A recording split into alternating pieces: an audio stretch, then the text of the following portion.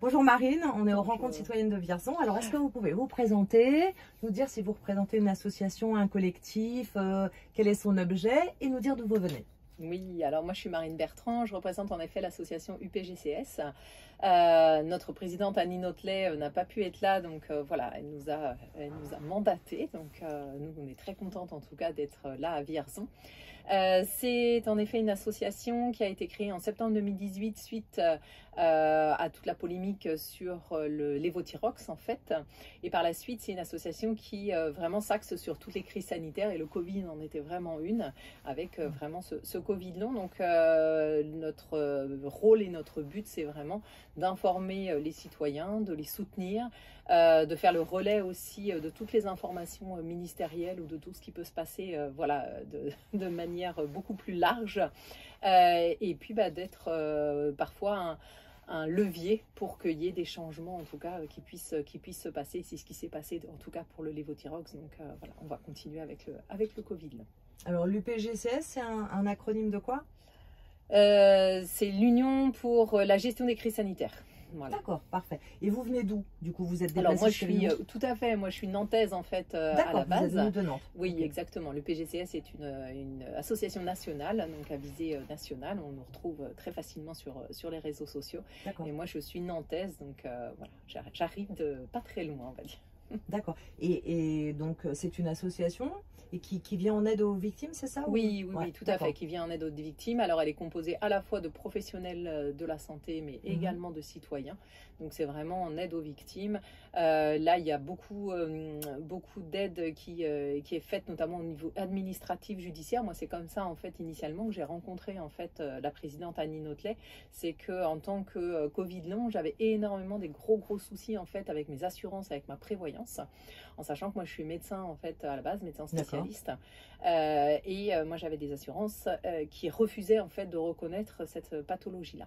Okay. Et donc on a, voilà, je l'ai sollicité Annie Notelet pour qu'elle puisse m'aider, me guider, me donner en tout cas les informations et puis les stratégies pour avoir en tout cas du poids vis-à-vis de ces associations-là. Et vous êtes parvenue? Sur une des deux, oui. Pas encore la deuxième. Donc là, je suis en procès, en fait, oui, sur la deuxième. Mais avec ma prévoyance, j'y suis parvenue. Ils ont reconnu, en fait, l'invalidité. Donc, moi, j'ai été contaminée en janvier 2021. Donc, avant, j'étais médecin spécialiste ORL. Donc, j'avais une double activité qui était à la fois médicale et chirurgicale. J'étais sportive, triathlète, traileuse sur des 45 km, maman de 3 enfants, donc plutôt dynamique, on va dire. Et en janvier 2021, j'ai eu un Covid. À cette époque-là, c'était voilà, on va dire un confinement de 7 jours. Donc, je suis restée confinée 7 jours. J'ai eu une anosmie, donc perte de goût et d'odorat pendant 5 jours. Pas de traitement à ce moment-là? Pas de traitement. Non, on était, non, même pas. Parce qu'en fait, non, j'avais rien. En fait, j'avais juste la perte de goût, perte d'odorat. Je m'en suis rendu compte parce qu'il fallait que j'aille. J'étais chercher ma fille à l'école et on devait passer à la boulangerie et je lui ai dit qu'elle était fermée. Et elle me dit, mais non maman, elle n'est pas fermée. Et en fait, quand je suis rentrée, ça fait tout drôle de rentrer dans une boulangerie où on ne sent aucune odeur. Donc voilà, donc c'est comme ça que je m'en suis, on va dire, rendu compte.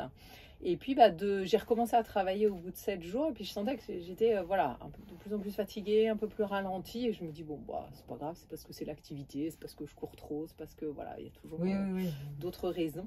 Et puis un matin, j'arrive en effet à mon cabinet, je prends mon premier patient et j'essaie de je le raccompagne comme tous mes patients, je les raccompagnais après jusqu'au secrétariat. Et là, j'étais obligée de marcher en tenant le mur, en fait, je ne tenais plus debout. J'avais du mal à respirer, c'était vraiment très problématique. Donc j'ai annulé toutes mes consultations, je suis rentrée chez moi, j'ai dormi toute la journée. Le lendemain, j'étais au blog, donc voilà, j'ai été. Et puis 15 jours après, j'avais des grosses difficultés pour finir mes consultations et poser des diagnostics. Donc là, les troubles cognitifs commençaient vraiment à arriver. J'arrivais plus à marcher. D'habitude, je montais mes 5 étages facilement. Là, je prenais l'ascenseur tous les matins. Monter un étage chez moi, j'étais essoufflée. Donc ça commençait, voilà, j'avais des douleurs musculaires très intenses. Alors, douleurs musculaires, je connais, 45 km, des efforts de 4 heures, il n'y a pas de souci, mais c'était vraiment pas du tout la même chose. Des tachycardies posturales, quand j'étais debout, j'étais à 150.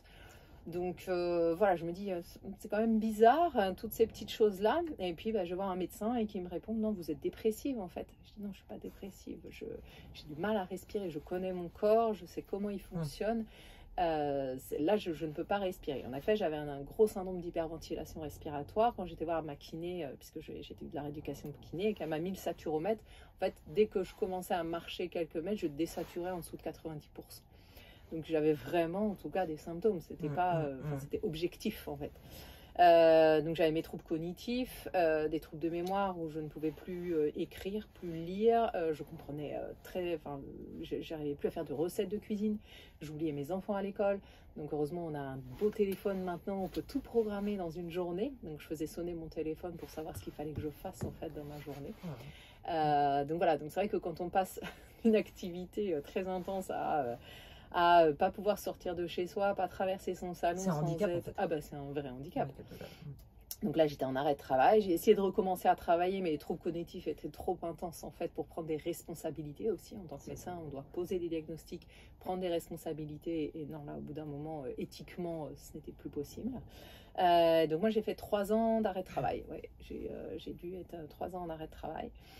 J'ai commencé à m'améliorer en changeant mon alimentation, en changeant ma manière de vivre, en prenant des compléments alimentaires, en prenant toutes ces choses-là, mais j'ai pas eu de traitement puisque à chaque fois on me disait qu'il n'y avait pas de traitement. Donc c'était surtout ça. Là, je suis avec de l'oxygénothérapie qui m'aide beaucoup.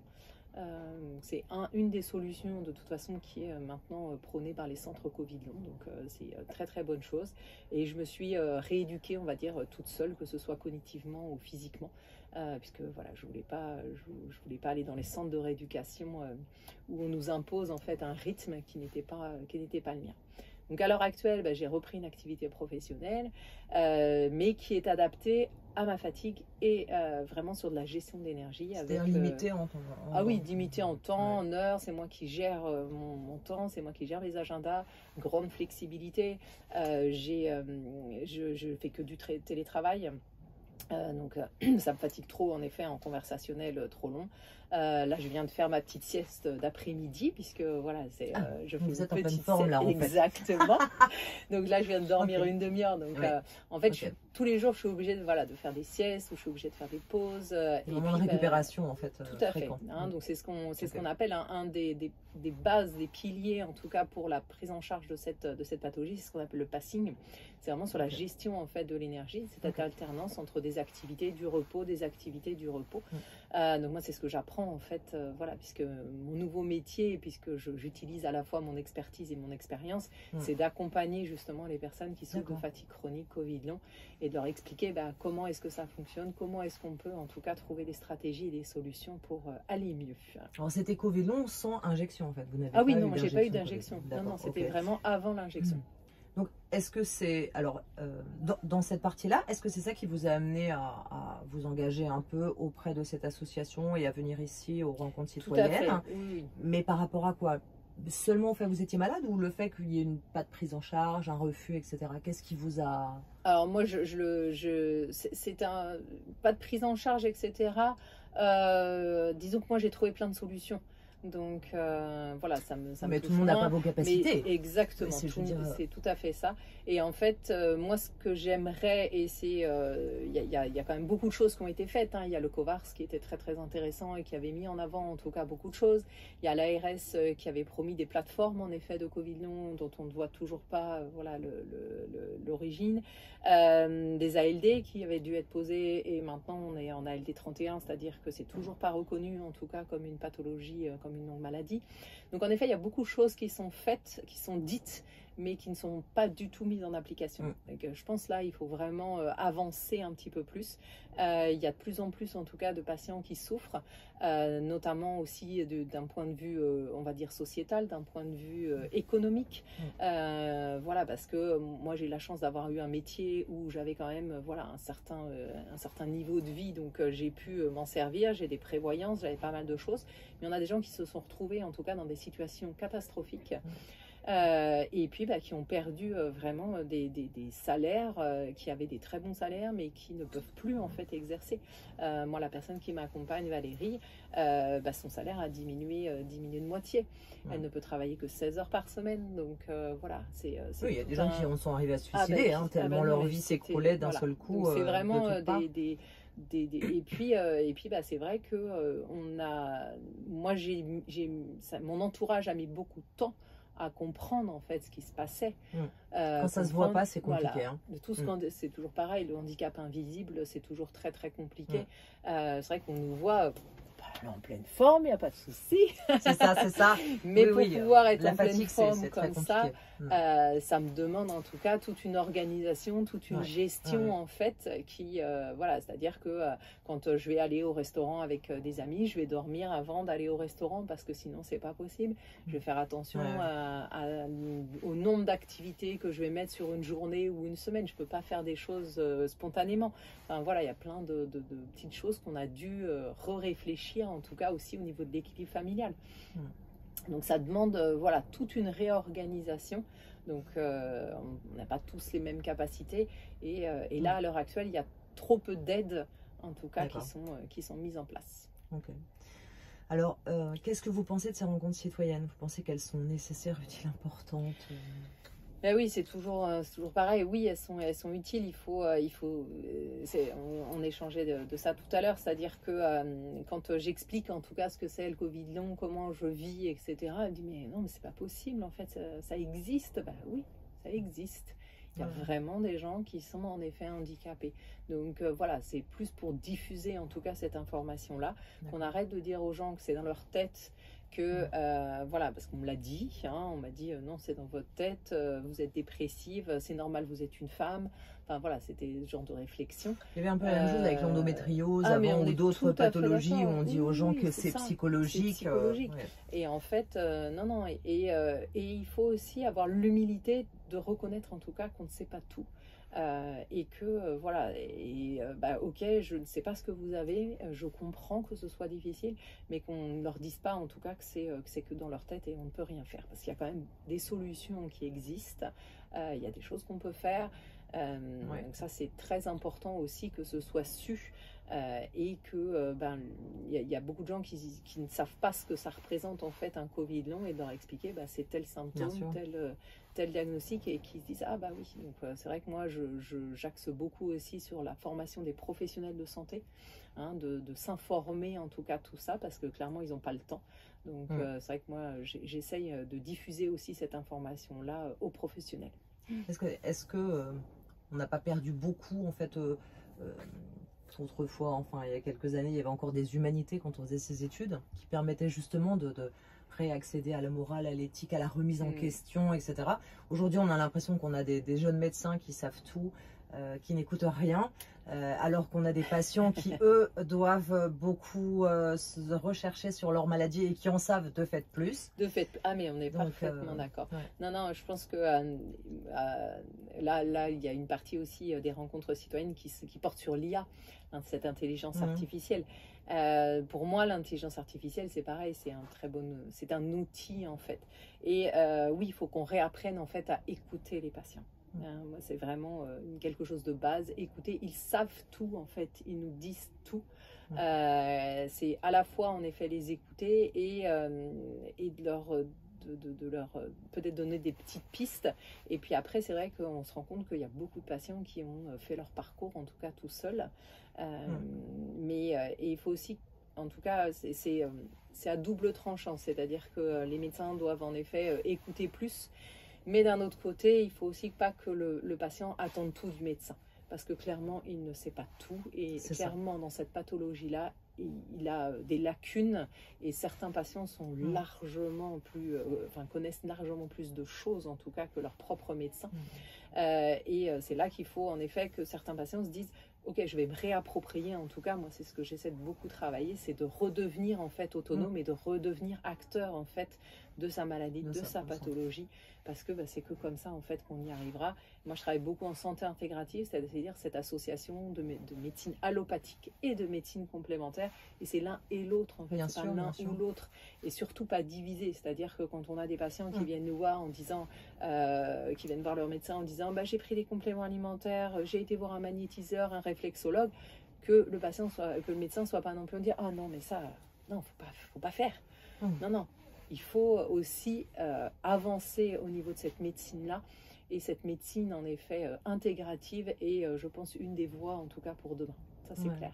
Bon, je me demandais s'il n'y avait pas une partie, alors c'est vrai qu'il y a une partie peut-être d'arrogance chez certains médecins, mais je me demandais quelle était la partie aussi de culpabilité. Un médecin qui est confronté à un patient qui ne sait pas comment soigner ou qui ne comprend pas, est-ce qu'il n'y a pas une forme est-ce qu'il n'y a pas une forme de culpabilité qu'il a du mal à vivre et qu'il rejetterait en Ah, mais on est parfaitement d'accord, c'est de la C'est pas protection. forcément que de l'arrogance, quoi, en Non, fait. non, Hein. ah non, c'est pas que de l'arrogance, c'est de la mise en échec. Oui.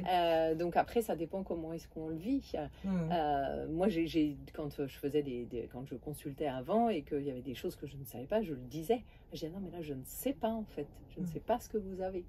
Et les gens sont très... j'ai eu aucun de mes patients qui m'a reproché en fait de ne pas savoir. Bien sûr, bien sûr. Parce que je leur ai expliqué, je suis désolée, là, je ne sais pas ce qui se passe. On va chercher ensemble, on va essayer de trouver des solutions, mais c'est clair. Là, je ne sais pas. C'est vrai que dans les procédures d'erreur médicale, souvent ce qui pose problème, c'est que le médecin refuse de dire. Finalement, c'est plus la victime a plus besoin d'avoir cette confirmation qu'il y a eu une erreur pour être soulagée, plutôt que d'avoir un médecin qui se mure. Non, non, moi, en tout cas, ma démarche a toujours été d'être très honnête de ce côté-là. D'accord. Bon. Eh bien, dernière question, si vous pouviez changer une chose maintenant, d'un goût de baguette magique, ce serait quoi? Pour quel changement de paradigme dans les années à venir? Alors moi, sur l'humanisation, on reprend en fait l'humain. Je pense que le relationnel est quelque chose d'extrêmement important. On avait une médecine qui était, je trouve, très verticale. Et je pense qu'il faut l'horizontaliser en mettant en place en effet des patients experts, en écoutant, comme on disait tout à l'heure, vraiment beaucoup plus d'écoute et que voilà, qu'il y ait peut-être moins de gestion financière, mais plus d'humanité en fait, voilà, de ce côté-là. Ça c'est clair. Est-ce qu'on pourrait dire qu'elles redeviennent hippocratiques ou est-ce que ça va plus loin que ça? Je pense que oui, c'est déjà une bonne piste, mais je pense que ça va plus loin que ça. Hein. C'est-à-dire là, voilà, on parlait de l'intelligence artificielle. Oui, ça va permettre de nous aider en tant que médecin pour aller plus vite, pour faire éventuellement des diagnostics ou faire des choses qui sont pas forcément intellectuellement, chercher des informations. Mais pour moi, ça reste en tout cas un outil et on ne faut surtout pas perdre en fait le contact humain. C'est ça qui va nous permettre en tout cas de continuer à avancer. Et l'énergie qu'on a entre deux personnes est juste incroyable. Irremplaçable. Et irremplaçable, ça c'est sûr. Voilà. Marine, merci beaucoup. Merci, avec plaisir.